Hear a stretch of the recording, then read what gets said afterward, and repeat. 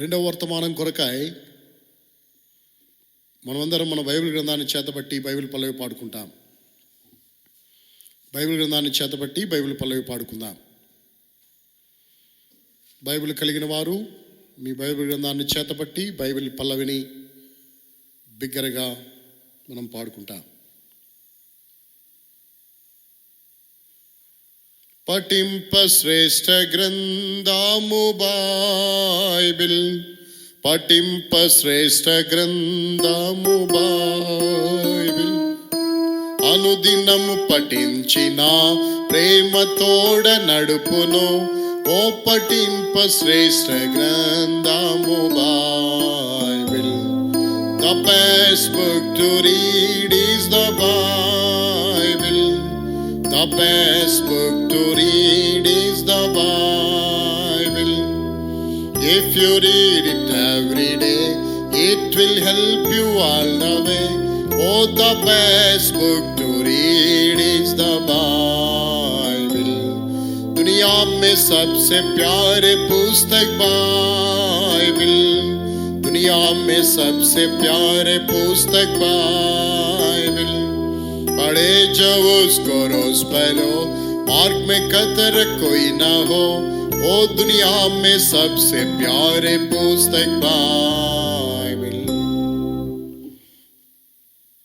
ఈ సమయంలో కొన్ని నిమిషాలు దేవుని యొక్క వాక్యాన్ని మనం ధ్యానించి మన జీవితాలను మనం పరీక్షించుకొని ఒక నూతనమైన తీర్మానంతో ప్రభు కొరకు లోకంలో జీవించినట్లుగా దేవుని వాక్యాన్ని మనం ధ్యానించవలసిన వారమై ఉంటున్నాం.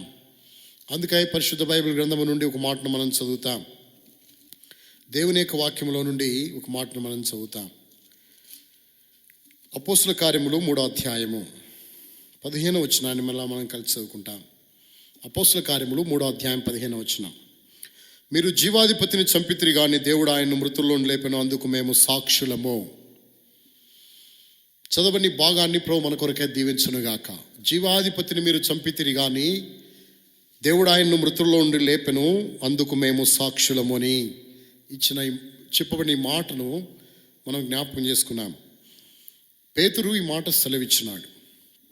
పునరుద్ధానుడైన యేసుని గురించి పేతురు ఇచ్చిన గ్రహింపును మనం చూడగలిగినాం.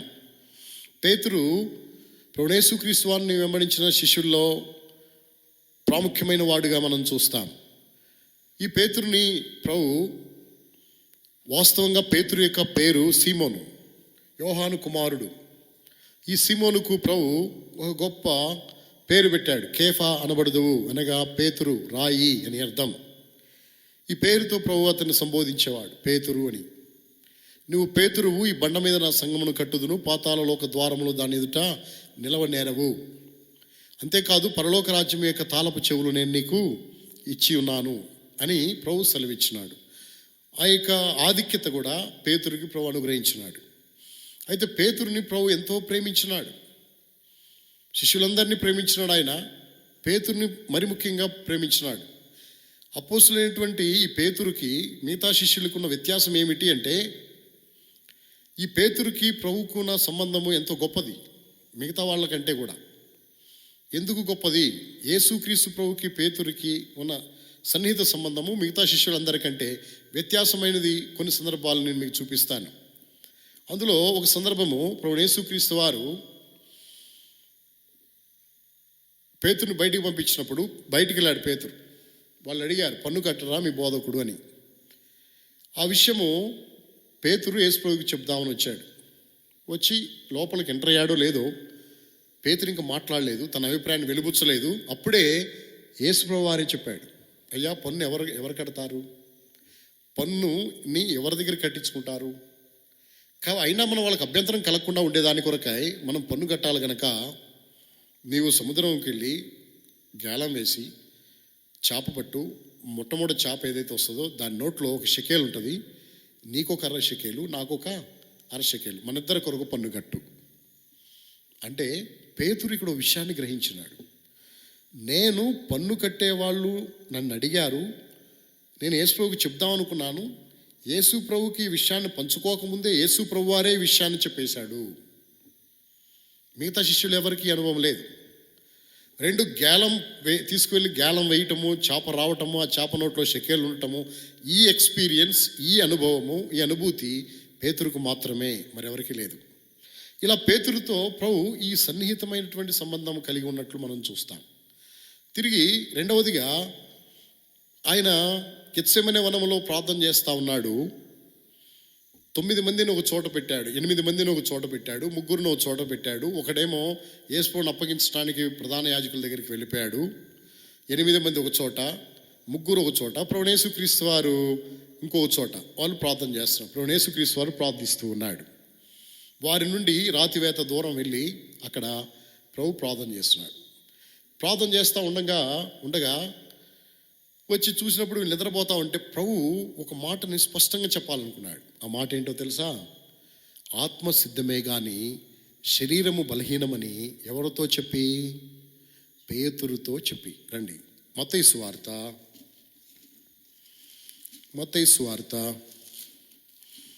మాథ్యూస్ గాస్పెల్ చాప్టర్ 26 26వ అధ్యాయము.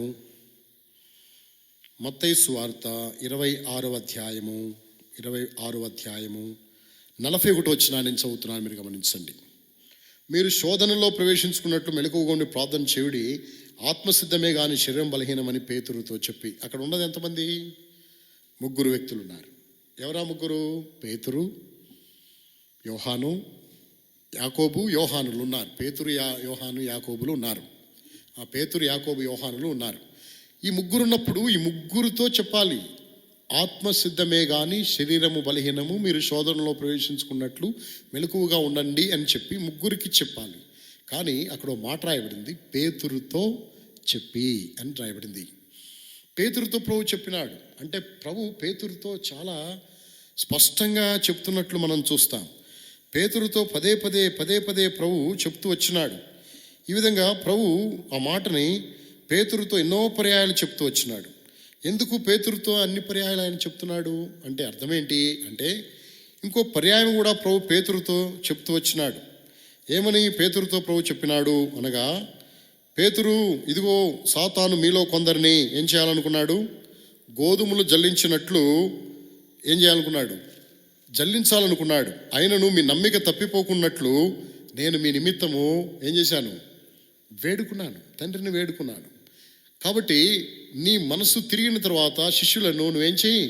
బలపరచు. నీ మనసు తిరిగిన తర్వాత శిష్యులను బలపరచు అని ప్రభు స్పష్టముగా సెలవిచ్చినాడు. ఎవరికి? పేతురుతో చెప్పినాడు. ఈ అనుభవాలన్నీ ప్రత్యేకముగా ఉన్నాయి. ఎవరితో? పేతురుతో ప్రత్యేకంగా ఉన్నాయి. ఈ అనుభవాలన్నీ పేతురుతో ప్రత్యేకంగా ఉన్నటువంటి అనుభవాలు. ఒక షెకేలు చేప నోట్లో నుండి. 2, ప్రార్థన చెయ్యి, ఆత్మసిద్ధమే కానీ శరీరము బలహీనమని. తర్వాత నీ మనసు తిరిగిన తర్వాత శిష్యులను, సహోదరులను ఏం చేయాలి? నువ్వు బలపరచాలి అని. ఈ విషయాలని ప్రభు స్పష్టంగా పేతురుతో నొక్కి చెప్పినట్లు మనం చూస్తాం. ఇవన్నీ ప్రభు చెప్పాడు. చెప్పిన తర్వాత కూడా పేతురు చేసిన పని ఏంటో తెలుసా? యేసు ప్రభుని ఎరగనని ఏం చేశాడు? ముమ్మారు పలికాడు. యేసు ఎవరో నాకు తెలియదు అని ఒట్టు పెట్టుకోవడానికి కూడా సిద్ధమైనాడు. శపించుకోవడానికి కూడా మొదలుపెట్టాడు. ఇలాగూ యేసు ఎవరో అరగనన్నాడు. కానీ ప్రభు దర్శించినప్పుడు సంతాపపడి ఏడ్చినాడు. ఏడ్చిన తర్వాత ప్రభు సమాధి చేయబడ్డాడు. సమాధి చేయబడిన తర్వాత 3వ దినాన్ని తిరిగి లేచాడు. తిరిగి లేచిన తరువాత అందరికీ కనపడ్డాడు. అందరితో పేతురుకు కూడా కనపడ్డాడు. కనపడినప్పుడు ఆయన కనపడిన తర్వాత ఒక సంగతిని స్పష్టంగా వాళ్ళకి జ్ఞాపకం చేశాడు. ఏంటి ఆ సంగతి? రండి, యోహాను సువార్త 20వ అధ్యాయము. యోహాను సువార్త 20వ అధ్యాయం. Johne's gospel chapter 20. యోహాను సువార్త 20వ అధ్యాయం. 20వ అధ్యాయము 22వ వచనాన్ని చదువుకుందాం. 22వ వచనాన్ని చదువుతాము. 21వ వచనాన్ని చదువుతున్నాను. 20వ అధ్యాయం 21వ వచనం. అప్పుడు యేసు, మరలా మీకు సమాధానము కలుగును గాక, తండ్రి నన్ను పంపిన ప్రకారము నేనును మిమ్మల్ని పంపుచున్నానని వారితో చెప్పాను. తండ్రి నన్ను పంపిన ప్రకారము నేనును మిమ్మల్ని ఏం చేస్తున్నాను? పంపుచున్నాను. ప్రత్యక్షమైన తర్వాత అంటే ఇప్పుడు వారు గదిలో కూడుకున్నప్పుడు భయపడుతూ కూడుకున్నప్పుడు వారి మధ్యలోకి ప్రభు వెళ్ళి తన్ను తాను వారికి బయలుపరుచుకొని ఆయన చేతులు గాయములు చూపించి వాళ్ళతో మాట్లాడిన తర్వాత ప్రభువు పేతురుకి విషయాలు చెప్పినాడు. ఏమని? అక్కడున్న ప్రజలతో చెప్తున్నాడు, తండ్రి నన్ను పంపిన ప్రకారంగా నేను కూడా మిమ్మల్ని ఏం చేస్తున్నాను, పంపుచున్నాను అని చెప్పాడు. అంటే ఇప్పుడు వీళ్ళు ఏం చేయాలా? లోకంలోకి వెళ్ళి ప్రభువుని గురించి సాక్ష్యం ఇవ్వాలి, ప్రకటించాలి. కానీ పేతురు చేసిన పని ఏంటో తెలుసా? పేతురు చేసిన పని యేసు ప్రభుని వెంబడించుట మానివేసి యేసు ప్రభు చెప్పిన పనిని విడిచిపెట్టి చేపలు పట్టడానికి వెళ్ళిపోయినాడు. యేసు ప్రభు ఎందుకు ఏర్పాటు చేసుకున్నాడు? మనుషులు పట్టే జాలరిగా, ఇక నుండి నువ్వు నన్ను వెంబడించు, నేను నేనేం చేస్తాను, మనుషులు పట్టే జాలరిగా చేస్తాను. మనుషులు పట్టవలసినటువంటి పేతురు ఎవరిని పట్టడానికి వెళ్ళిపోయినాడు? చేపలు పట్టడానికి వెళ్ళిపోయినాడు. అయినా ప్రభు ఎంత ప్రేమ కలిగినాడో తెలుసా? స్పష్టంగా ప్రభు ఇంత సన్నిహిత సంబంధాన్ని పేతురుతో పెంచుకున్న తర్వాత, పేతురుతో అన్ని విషయాలు కూలంకుషంగా ప్రభు మాట్లాడుతూ వచ్చిన తర్వాత, పేతురుకి ప్రభు అయిన యేసుక్రీస్తు వారు సమాధి నుండి తిరిగి లేచిన తర్వాత గదిలో కూడుకున్న శిష్యులందరికీ కనపడి, నేను లోకంలో తండ్రి నన్ను పంపినట్లుగా నేను మిమ్మల్ని పంపుచున్నానని చెప్పిన తర్వాత కూడా, ఆ ప్రత్యక్షమైన తర్వాత కూడా పేతురు ఎక్కడికి వెళ్ళిపోయాడు? చేపలు పట్టడానికి వెళ్ళిపోయినాడు. ఇంతగా మాట వినని వ్యక్తిని మనం ఎంత ప్రేమించినా, మన మాట వినని వ్యక్తిని మనము ప్రేమిస్తామా? మనం పట్టించుకుంటామా? అసలు వీళ్ళు నమ్మలేరు. ఇందాడ మనం చూసాం కదా, అసలు నమ్మలేదు వీళ్ళు. యేసు ప్రభు మాటనే నమ్మలేదు.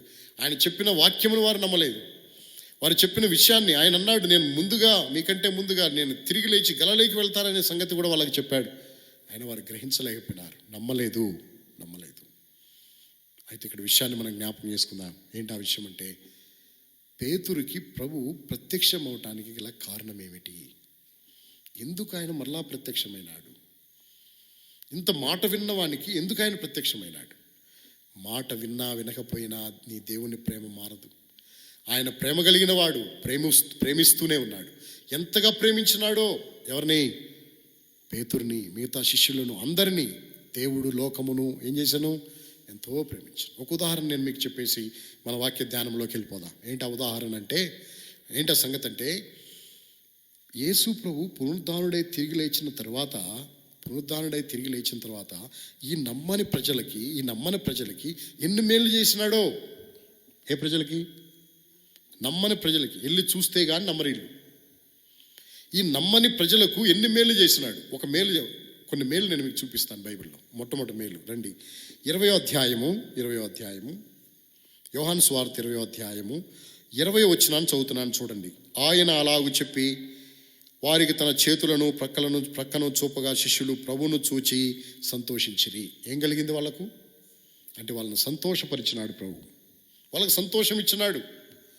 నేను తిరిగి లేచినా, ఇదిగో నా చేతులు ప్రక్కన చూడండి. చేతులు పక్క చూస్తే కానీ నమ్మరు వాళ్ళు. కానీ మనం ఎవరము? ఆయన సిలువేయబడింది చూడలా, ఆయన గాయములు చూడలా, ఆయన రక్తము చూడలా, ఆయన సమాధి చేయబడింది చూడలా, ఆయన తిరిగి లేచింది చూడలేదు మనము. మనం ఏం చేస్తున్నాం? నమ్ముచున్నాము. అందుకే ఒక పాట ఉంది కదా, చూచి నమ్ము వారి కంటే చూడాక నమ్ము వారి ధన్యులు. ప్రియ సోదరి నిరీక్షణానుంచుము. చూచి నమ్ము వారి కంటే చూడాక నమ్ము వారి ధన్యులు. ప్రియ సోదరి నిరీక్షణానుంచుము. నీ మందిరమునందు నివసించువారు ధన్యులు. నీ వలన బలముందు వారు ధన్యులు. కాబట్టి చూచి నమ్మిన వారి కంటే చూడక నమ్మిన వారు ధన్యులు. వీరు చూస్తున్నారు, అప్పుడు నమ్ముతున్నారు. అయినా ప్రభు వాళ్ళకి చేతులు చూపినాడు, పక్కన చూపినాడు. వాళ్ళు సంతోషించినారు. ఒకటి సంతోషం. 2, అక్కడ ఒక మాట మనం చదువుతాం 20వ అధ్యాయంలో 20వ అధ్యాయంలో, అప్పుడు యేసు మరలా మీకు సమాధానము కలుగును గాక, తండ్రి నన్ను పంపిన ప్రకారము నేను మిమ్మల్ని పంపుచున్నానని వారితో చెప్పాను. ప్రభు సమాధానాన్ని ప్రభు వాళ్ళకి అనుగ్రహించినాడు. మొట్టమొదటిగా ప్రభు వారికి సంతోషాన్ని ఇచ్చినాడు. రెండవదిగా ప్రభు వారికి సమాధానం ఇచ్చినాడు, సమాధానాన్ని ఇచ్చాడు.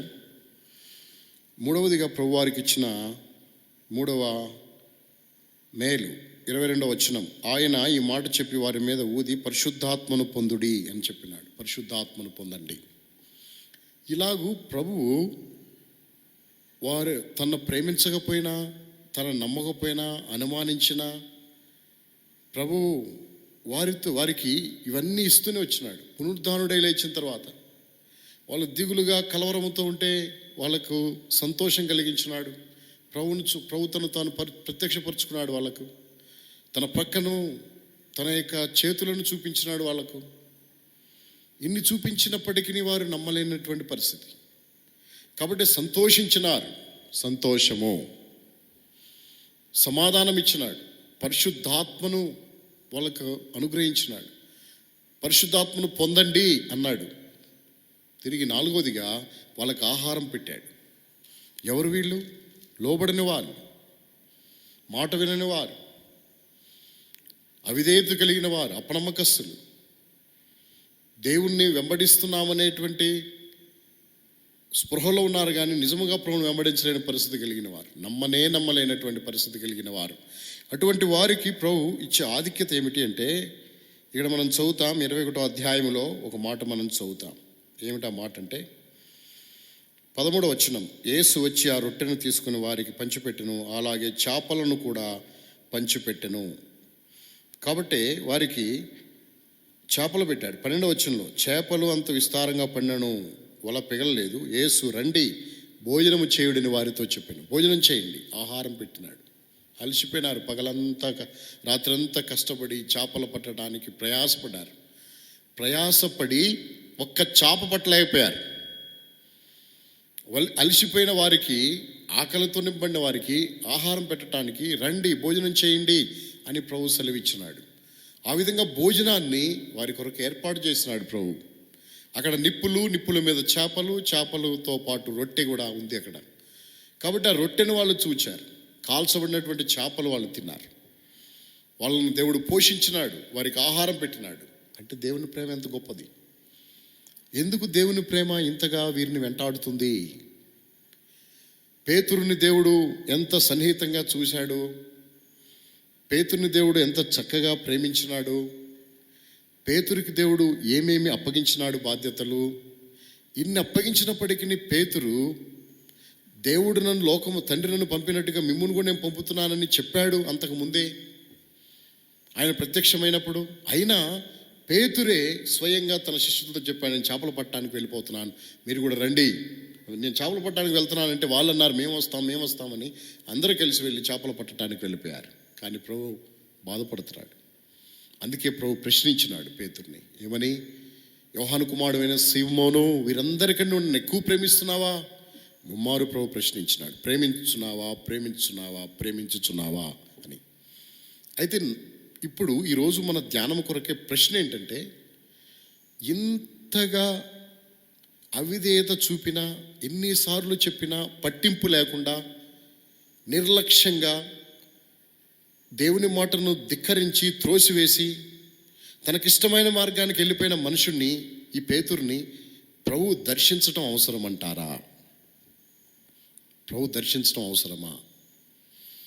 ప్రభు ప్రత్యక్షంగా తను తాను బయలుపరుచుకొని దర్శించడం అవసరమా? అది ప్రశ్న.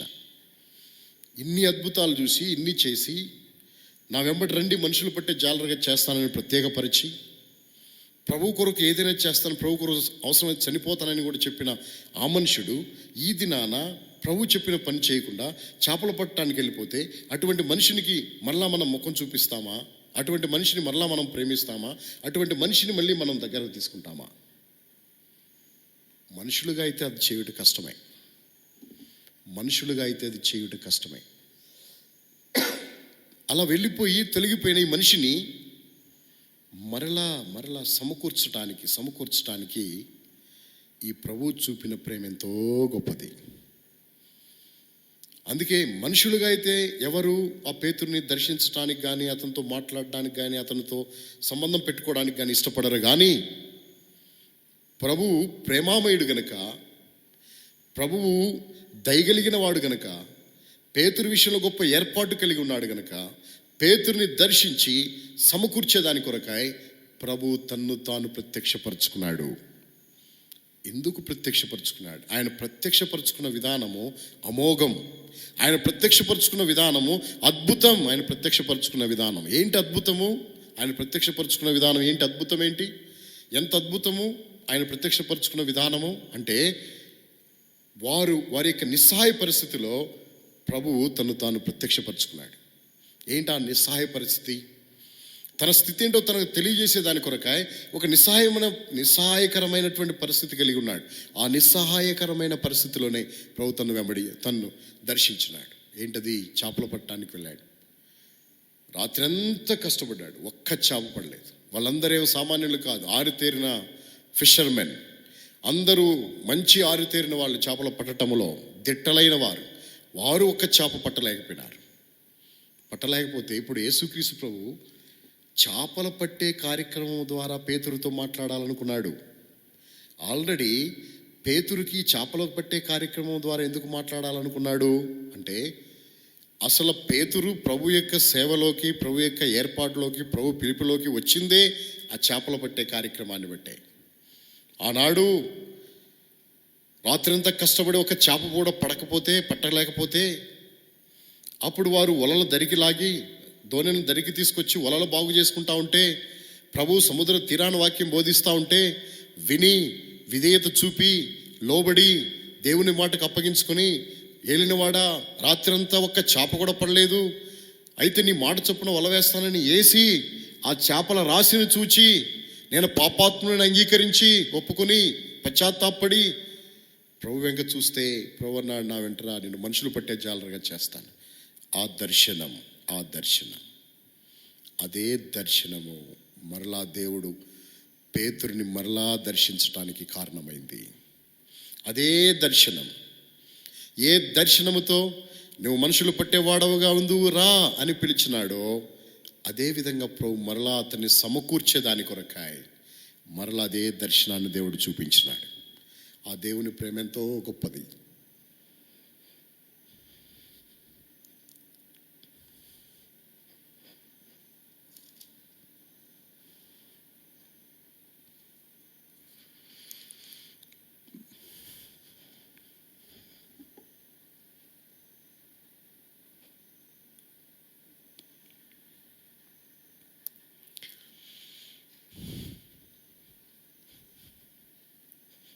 పేతురుని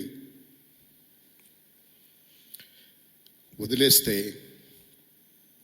అలాగే విడిచిపెడితే పేతురు పరిస్థితి ఏమయ్యేది? అయితే దేవుడు ప్రేమ కలిగిన వాడు, ప్రేమించాడు. అలాగే నన్ను కూడా ప్రేమించినాడు దేవుడు. ఎన్ని పర్యాయాలు దేవుడు కాదని వెళ్ళిపోయాం, ఎన్ని పర్యాయాలు నాకు కాదులే అనుకుంటూ వెళ్ళిపోయాం, ఎన్ని పర్యాయాలు దేవుణ్ణి విడిచిపెట్టి వెళ్ళిపోయాం, ఎన్ని పర్యాయాలు మనం దేవుణ్ణి వెంబడించకుండా దేవునికి మనం వీపును చూపించాం, వెనుతిరిగిన పరిస్థితులు ఉన్నాయి. అయినా దేవుడు మనల్ని ఎంత ప్రేమించినాడు. ఆయన ప్రేమ గొప్పది. పేతురు ఇన్ని గొప్ప కార్యాలు చూసి, రూపాంతర కొండ మీద ప్రత్యక్షతను కూడా చూచిన పేతురు ఇది నాన్న చేపలు పట్టడానికి వెళ్ళిపోతే ఆ ప్రభు ఎంత బాధపడి ఉంటాడు. అయినా ప్రేమ కలిగిన దేవుడు పేతురును దర్శించాడు. విస్తారమైన చేపలు పట్టినప్పుడు పేతురు ప్రభువును వెంబడించడానికి కారణమైతే, ఇప్పుడు అదేవిధంగా వాళ్ళు పట్టిన చేపలు రాసి చూస్తే 153 చేపలు. ఈ విస్తారమైన చేపల రాశిని చూచి పేతురు సముద్రంలో దూకినాడు, తల్లడిల్లిపోయినాడు. ఆ సన్నివేశం గుర్తొచ్చింది పేతురుకి. అందుకే ప్రభు దగ్గర నిలబడటానికి కూడా సాహసించలేకపోయాడు.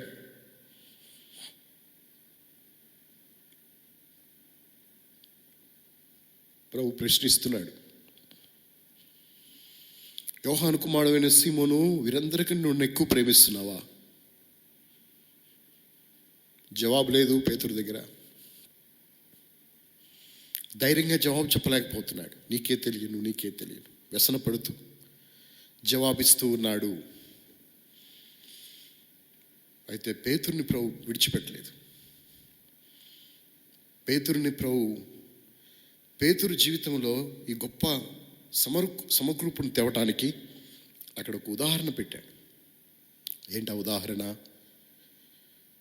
అంతకుముందే ప్రభు బోధించినాడు చాలా విషయాలు. ఒకడు నన్ను ప్రేమించిన వాడు నా మాట గైకుంటాడు, నా మాట వింటాడు అని. ఇప్పుడు పేతురు ప్రభు మాట వినలేదు. కానీ ఎవరు విన్నారు? చేపలు విన్నాయి ప్రభు మాట.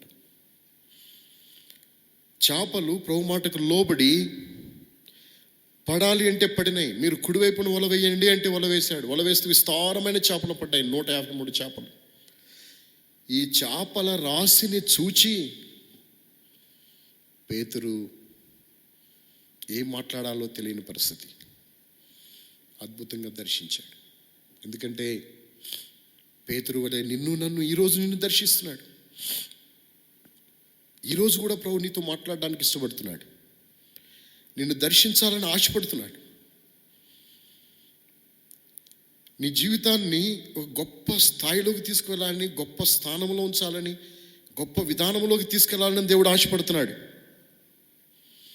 ఆయన విస్తారమైన తలంపుల్ని పక్షంగా కలిగి ఉన్నాడు. పేతురు విషయం ఎన్ని తలంపులు అయితే కలిగి ఉన్నాడో, ఆ తలంపులన్నీ నిర్ధకం కాకుండా, ఆ తలంపులన్నీ నెరవేర్చబడే దాని కొరకాయ ప్రేమతో దర్శించాడు. తిరిగి సమకూర్చబడ్డాడు పేతురు. అలాగే ఇది నిన్ను కూడా సమకూర్చడానికి నిన్ను దర్శిస్తున్నాడు. దాటి వెళ్ళిపోవాక. నువ్వు నశించిపోవడం దేవునికి ఇష్టం కాదు. పశ్చాత్తాపడి ప్రభు దగ్గరికి రా. అందుకే భక్తుడు అన్నాడు, నీవు నశించుట కోరడు ప్రభువు, నీవు నశించుట కోరడు ప్రభువు, ఓపికతో ఆయనే వేచియున్నాడు, ఓపికతో ఆయనే వేచియున్నాడు. పశ్చాత్తాప పడుమిప్పుడైనా, పశ్చాత్తాప పడుమిప్పుడైనా, నిశ్చయ మెరుగు నరకము తప్పదు. పశ్చాత్తాప పడుమిప్పుడైనా, నిశ్చయ మెరుగు నరకము తప్పదు. న్యాయపీఠము నీ ముందు ఉన్నది, ధ్యానించి చూడు కూర్చున్నదెవరో. న్యాయపీఠము నీ ముందు ఉన్నది, ధ్యానించి చూడు కూర్చున్నదెవరో. ఆ ప్రభువు నీ కొరకే వేచి ఉన్నాడు. పశ్చాత్తాపడితే, ఆయన వైపుకు తిరిగితే ప్రభువు నేను తిరిగి సమకూర్చగలను. ఆయన వైపుకు తిరుగు. పేతురుని దేవుడు సమకూర్చే దాని కొరకాయ ప్రేమ కలిగిన ప్రభు యొక్క మాటను తిరస్కరించి తృణీకరించి వెళ్ళిపోయినప్పటికీ తిరిగి సమకూర్చడానికి ప్రభు ఎంతో ఇష్టపడ్డాడు. ప్రేమతో సమకూర్చినాడు. చేపలు మాట విన్నాయి, పేతురు మాట వినలేదు అనే విషయం అక్కడ స్పష్టంగా అర్థమవుతుంది. అందుకే ప్రభు అతని ఖండితంగా ఆజ్ఞాపించినాడు. ఎప్పుడైతే ఈ మాటలు ప్రభు ప్రశ్నించినాడో, జవాబు లేక వ్యసన పడుకుంటూ ఈ మాటలు చెప్పి తనలో తాను పశ్చాత్తాపడుతూ వచ్చినాడు. అయితే ప్రభువుని వెంబడించుట మాత్రం మర్చిపోకుండా ప్రభు ఒలీవల కొండ మీద నుండి పరలోకానికి ఆరోహణమైపోయేటప్పుడు అందులో మొదటి వ్యక్తిగా మనం ఒక వ్యక్తిని చూస్తాం. అపోస్తుల కార్యములు మొదటి అధ్యాయము 13వ వచనాన్ని చదువుతాను. వారు పట్టణంలో ప్రవేశించి తాము బస చేయుచుండిన మేడగదిలోనికి ఎక్కిపోయి వారెవరనగా పేతురు. మొదటి వ్యక్తి పేతురు. ఆ లిస్టులో పేతురే వాళ్ళందరినీ నడిపించినాడు. ఒలీవల కొండ దగ్గర నుండి యెరూషలేముకు మేడగదిలోకి తీసుకుని వెళ్ళి అక్కడ ఏక మనసుతో ప్రార్థించినారు. సంఘాన్ని బలపరచడానికి, నడిపించడానికి కారణమైనాడు. అంతేకాదు, మనం చదువుకున్న మాట 3వ అధ్యాయం 15వ వచనం, జీవాధిపతిని మీరు చంపితిరి, దేవుడు ఆయన్ను మృతుల్లో లేపిన దీనికి మేము సాక్షులమని చెప్పిన మాట పేతురే పలికినాడు. ఇలా ప్రభు కొరకు సాక్షిగా చేయబడ్డాడు. అంతేకాదు, సువార్త సంఘములు స్థాపించబడ్డాయి. పరలోక రాజ్యం యొక్క తాళపు చెవులను ఉపయోగించి సువార్త ప్రకటించిన అనేక ఆత్మలు సమకూర్చినాడు. 3000, 5000, ఇంకా సంఘం అంతకంతకు విస్తరిస్తూ వచ్చింది. అద్భుతాలు జరిగించినాడు. శ్రేష్టమైన కార్యాలు చేయడానికి ప్రభు పేతురుని వాడుకుంటూ వచ్చాడు. అంతేకాదు, చివరికి ప్రభు కొరకు హతసాక్షి అయిపోయినాడు. అదే ప్రభు కఠినపరుచుకొని ప్రేమ చూపకుండా ఉంటే పేతురు చరిత్ర ఎట్లుండేది? పేతుర్ని ప్రభు హెచ్చరించకపోతే ఎట్లుండేది పరిస్థితి? ప్రేమ కలిగిన దేవుడు పేతుర్ని దర్శించినాడు. మాట వినలేదని, చెప్పింది చేయలేదని, పట్టించుకోలేదని, నా మాటకు విధేయత చూపలేదని చెప్పి పేతుర్ని ప్రభు పక్కన పెడితే పరిస్థితి ఎట్లుండేది? ఈ దినాన ఈ స్థలాన్ని విడిచి వెళ్ళే ముందు, ఈ కార్యక్రమాన్ని ముగించే ముందు నీ జీవితంలో ఒక తీర్మానంలోనికి రా. ప్రభునికి ఇచ్చిన అవకాశం ఇది. ఏదో అటు ఇటు ఊగిసలాడుతూ ఉండొద్దు. పేతురు ఊగిసలాడుతూనే ఉన్నాడు. ప్రభువైన యేసుక్రీస్తు వారు చనిపోయే ముందు వరకు ఊగిసలాడుతూనే ఉన్నాడు. ఎప్పుడైతే ప్రభు దర్శించినాడో మనసు కుదుటపడింది. ప్రభువును వెంబడించడం ప్రారంభించినాడు. ప్రభు కొరకై ప్రజలను బలపరిచాడు, సహోదరులను బలపరిచాడు. సంఘములు స్థాపించబడ్డాయి. సంఘము స్థాపించబడింది. ఆది అపోస్తలుల సంఘం స్థాపించబడింది. ప్రభు పరిచర్య జరుగుతూ వచ్చింది. ఖండాంతరాలకి దేవుని సువార్తను తీసుకెళ్ళటానికి కారకులైనారు.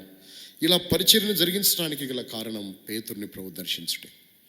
ఈ దినాన కూడా దేవుడు నిన్ను దర్శిస్తున్నాడు. నీవు ఏదో నమ్ముకున్నా, వచ్చానంటే వచ్చా, వింటున్నానంటే వింటున్నాను, వెళ్ళిపోతున్నాను, ఏదో భక్తి ముసుగులో వెళ్ళిపోతా ఉంటే నీ జీవితంలో అది ఎంతో ప్రమాదం. అదిగో తీర్మానం చేసుకో. ప్రభువా, నా జీవితంలో నీ ప్రేమ ఎంత గొప్పది. నేను నిన్ను ఎన్నిసార్లు కాదన్నా, నా క్రియల వల్ల ఎరగనన్నా, నా చేష్టల వల్ల నేను అసలు నీకు సంబంధమే లేనట్టు జీవించినాను. అయినా నువ్వు నన్ను విడిచిపెట్టలేదు. నీ ప్రేమ గొప్పది. ఈ దినం కూడా నువ్వు నాతో మాట్లాడుతున్నావని ప్రభు దగ్గర ఒప్పుకో. పశ్చాత్తాపడు, సమకూర్చబడు. దేవుని ప్రేమ నిన్ను వెంటాడుతుంది. నువ్వు నశించిపోవడం దేవునికి ఇష్టం లేదు. నీ పక్షంగా దేవుడు అపారమైన ఉద్దేశాలు కలిగి ఉన్నాడు.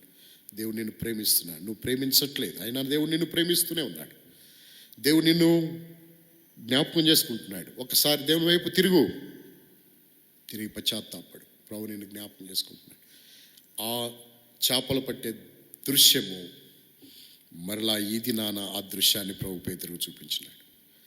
అప్పుడు జ్ఞాపకం వచ్చింది, నేను చేయాల్సిన పనిది కాదు, చేపల పట్టుట కాదు. ఆ రోజు నేను తీర్మానం చేసుకున్నాను. చేపలు వదిలిపెట్టాను, గలిలయ సముద్రాన్ని వదిలిపెట్టాను, ధోనిని వదిలిపెట్టాను, వలలు వదిలిపెట్టాను, అన్నీ వదిలిపెట్టాను. నేను ప్రభువును వెంబడించాను. కానీ ఈ దినాన మళ్ళీ నేను చేపలకు వెళ్ళాను. ఇది నా జీవితంలో పొరపాటు. ప్రభు కోపపడి గట్టిగా అరిచి చెప్పడు, సందర్భం ద్వారా మాట్లాడతాడు. ఈ చేపలు పట్టే సందర్భం ద్వారా, ఈ చేపల దృశ్యము ద్వారా ప్రభు పేతురుతో మాట్లాడుతూ వచ్చినాడు. ఆయన జ్ఞానము గొప్పది, ఆయన ప్రేమ గొప్పది. ఆయన సాత్వికముతో మనిషిని సంధిస్తాడు, సాత్వికముతో హెచ్చరిస్తాడు. అలాగూ పేతురుని దర్శించినాడు, తిరిగి సమకూర్చాడు. నిన్ను కూడా ఈ పునరుద్ధానుడైన యేసు వారు ఈ దినాన నిన్ను కూడా దర్శిస్తున్నాడు. నీవు ఆయన మాట వినకపోయినా నీకు అన్నీ ప్రొవైడ్ చేస్తున్నాడు. నీకేమి ఇవ్వాలో అవన్నీ ఇస్తున్నాడు. అయితే నువ్వు మాత్రము గుర్తించట్లేదు ఆయన ప్రేమను. కాలదన్నుకుంటున్నావు, కాలు రాస్తున్నావు. అందుకే ఒక తీర్మానంలోనికి రా, పశ్చాత్తాపడు, ప్రభు నిన్ను దీవిస్తాడు.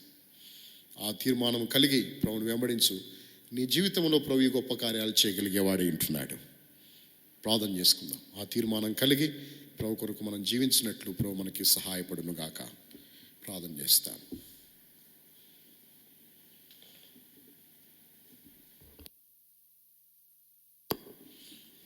ప్రేమ కలిగిన తండ్రి, నమ్మకమైన దేవ, యేసుక్రీస్తు ప్రభు వారి శ్రేష్టమైన నామమున ఈ యొక్క ఉదయకాల సమయంలో, మధ్యాహ్న కాలం మీ ప్రజలుగా చేరి మీ సన్నిధిని గణపరచుటకై మీరు ఇచ్చిన సమయాన్ని బట్టి వందనాలు. జీవాధిపతిని మీరు చంపితిరి, దేవుడు ఆయన మృతుల్లో లేపను, దీనికి మేమందరము సాక్షులము అని చెప్పిన ఆ మాట కొరకై స్తోత్రాలు. మీ మాట ఎంత వాస్తవమైనది, యథార్థమైనది, దానికై నిన్ను స్తుతిస్తూ ఆరాధిస్తుంటున్నాను. ఆనాడు పేతురు ఈ మాట చెప్పగలిగాడు. వాస్తవంగా పేతురు యొక్క పరిస్థితి చాలా అధ్వానమైన పరిస్థితి. ప్రభువా, ఆత్మసిద్ధమే శరీరం బలహీనమని మీరు పేతురుతో చెప్పారు. షకేలు, సాతాను మిమ్మల్ని జల్లించాలని చూచాడు, నీ నమ్మిక తప్పుకున్నట్లు నేను దేవుణ్ణి వేడుకున్నాను, మీ మనసు తిరిగిన తర్వాత సహోదరులను బలపరచని మీరు హెచ్చరించినారు. ప్రత్యేకమైన సందర్భము, అనుభవాలు మీతో కలిగి ఉన్నాడు మిగతా శిష్యులందరికంటే అనే విషయాన్ని మీరు మాకు చూపించినందుకై స్తోత్రాలు. అలాంటి ఎంతో ప్రేమతోనూ ప్రేమించి అన్ని విషయాలు చేసినప్పటికీ దేవుడు తండ్రి నన్ను పంపినట్లుగా నేను కూడా మిమ్మల్ని పంపుచున్నానని మీరు పదే పదే పదే పదే చెప్పిన ఆ మనుష్యుడు చేపల పట్టడానికి వెళ్ళిపోయి ఎంత మీ మనసును గాయపరిచినాడు. మనుషుడు పట్టు, చేపలు పట్టొద్దంటే అన్నీ వదిలిపెట్టి సమస్తము విడిచిపెట్టి మిమ్మల్ని వెంబడించి మరలా ఏదైతే విడిచిపెట్టినారో దాన్నే గైకొని మిమ్మల్ని బాధ పెట్టిన పరిస్థితి. అందుకే మీరు బహు బాధతో ప్రేమించున్నావా ప్రేమించున్నావా ప్రేమించున్నావా అని మీరు అడుగుతూ వచ్చినారు. ప్రభువా, మీరు దర్శించిన ప్రేమ కొరకు ఉందిరా. నువ్వెంత ప్రేమ కలిగినవాడు. వాళ్ళు నమ్మలేదు, ఎవరు చెప్పినా నమ్మలేదు. నేను నమ్మనన్నాడు ఒక ఆయన. ఇలాంటి పరిస్థితుల్లో ఉన్నారు వాళ్ళు. అయినా నీ ప్రేమ ఎంత గొప్పది నాయన. వాళ్ళు సంతోషించాలని కోరుకున్నా, వాళ్ళు సమాధానంగా ఉండాలని కోరుకున్నా, వాళ్ళకు పరిశుద్ధాత్మ ఉండాలని ఆశపడ్డావు.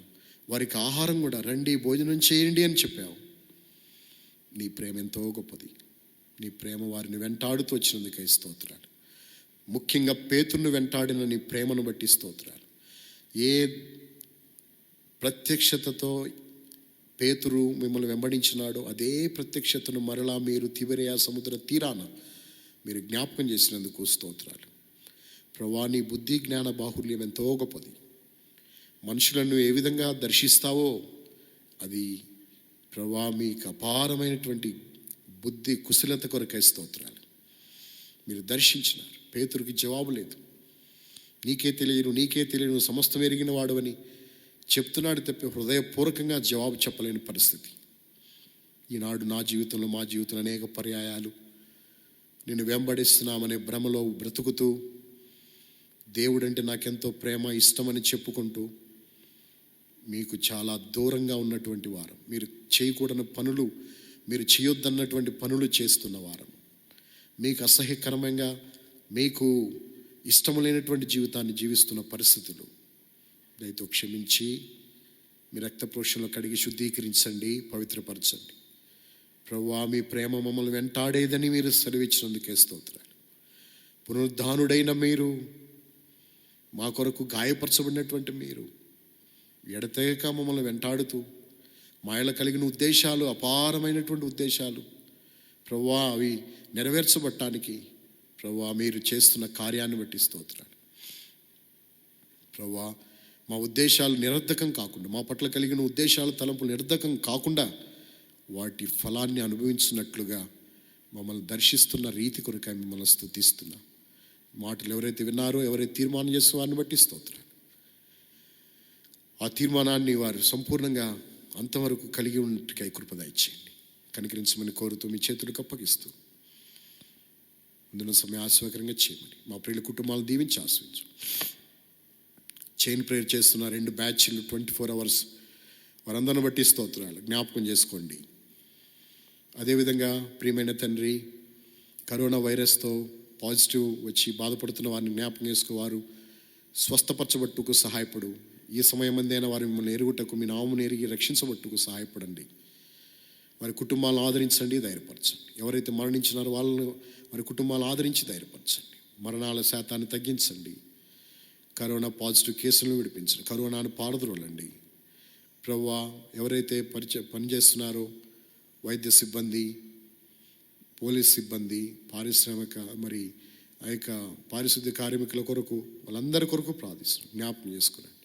ప్రభుత్వాలను మీ దయలాస్తాలకు అప్పగిస్తున్నాం. మీ జ్ఞానంతో వారిని నింపండి. మీ ఆలోచన చొప్పున వారిని నడిపించండి. సహాయపడమని కోరుతూ మీ చేతులకు అప్పగిస్తాం. మీ బిడ్డలకు మీ నెమ్మది క్షేమం మీ ఆనందము, మీ రెక్కల నీడ వారికి ఇచ్చి మీ రెక్కల నీడలో భద్రపరచవలసిందిగా కోరుకుంటూ, మీరు చేసిన సహాయం మేలు కొరకాయ స్తోత్రాలు ప్రభువా. ఈ లాక్డౌన్లో కూడా ఈ రీతిగా మీ సన్నిధిని అనుభవించే భాగ్యం మాకు ఇచ్చినందుకే మిమ్మల్ని స్తుతిస్తూ, మీరు చేసిన మేలు కొరకాయ వందనములు చెల్లిస్తూ ప్రభువా, మీరు మాతో మాట్లాడిన విధానం కొరకే మిమ్మల్ని కనపరుస్తూ ప్రభు రక్షకుడు యేసుక్రీస్తు వారి యొక్క పుణ్యనామలో మిమ్మల్ని స్తుతిస్తూ అతి వినయంగా బ్రతిమలాడి వేడుకుంటూ ఉన్నాము తండ్రి.